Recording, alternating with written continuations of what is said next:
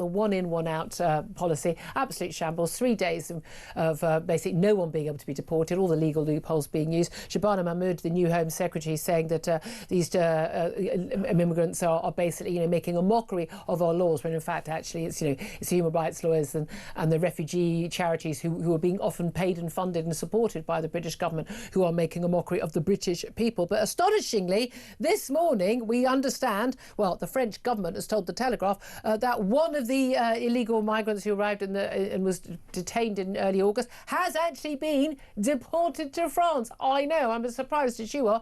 Let's talk to Tom Jones about that. No, not that one. A research fellow at the Centre for Migration Control. Good morning to you, Tom. Morning, how are you? Very well indeed, Tom. I mean, are you as flabbergasted as we are that one migrant has actually been deported in the one in, one out deal?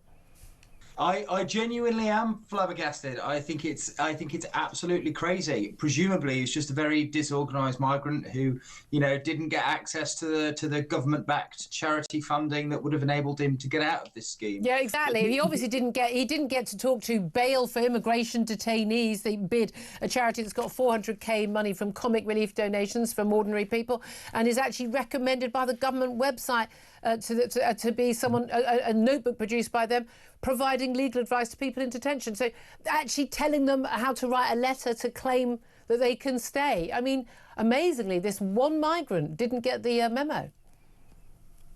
It's absolutely crazy. Why are we paying these charities? This is what we're paying them for. We're paying them to defend these people. They've often got government money.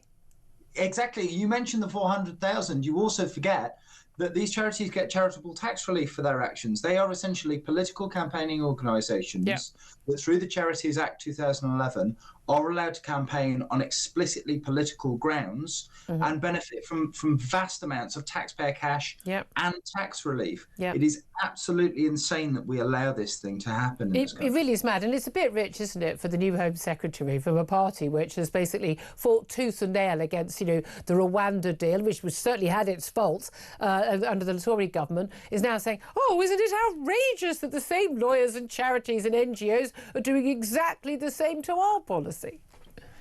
Yeah, one wonders what Keir Starmer will make of that, given his one personality trait is that he is a lawyer.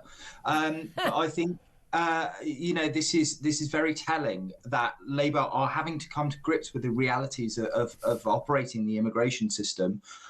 One of the previous one in, one out migrants was stopped. He was an Eritrean. They said he was not a victim of modern slavery, which he had only just discovered on the eve of his deportation. Hey, look, it's an easy thing to look. You might forget that. That's an easy thing. I'm forgetting, to buy milk on the way home sometimes. Forgetting you were a victim of modern slavery. Easy mistake to make. We've all done it. We've all done it. We've all done it. I mean, but it is laughable, and we are laughing at it, but it's actually very serious. These are, brigades of young fighting-age men, often without ID, coming from countries with no idea who they are. They turn up here. We're paying a fortune for them. And largely, this guy who got deported was actually Indian, so it'd probably be easier to get rid of him. Indians are certainly not the majority of people coming. And we basically can't get rid of them. No, we actually we really can't. We are massively constrained by our not just our membership of international signatories of international law, but in the legal bureaucracy and the activist charity blob that we have allowed to develop. Basically taxpayer funded at almost every stage that has grown up with the only single objective of keeping as many migrants in this country as possible. Just briefly, why do you think they are motivated to do this? Is it because they are just do-gooders and they genuinely feel these people are victims? It's always young men. I'm not sure they're the biggest victims around the world, certainly not from Afghanistan. Why is their motivation? I think that is part of it. Also, never think about anything else when you can think about incentives. There is money in doing this. And also, I believe under the law, law firms are required to do a certain amount of pro bono work, and this counts as pro bono work. Yeah, I mean, again, but but they don't get paid for it, but we're paying for the whole process anyway, because the British, government lawyers end up having to fight this, and they're paying the judges' wages and all of that. I mean, do you think we're going to end up seeing more than one being deported? Because I think when we were talking about this policy thing, how miserable it was if there were only 50 who were going to be deported a week. We didn't actually think it would only be one a week. I mean, literally one person.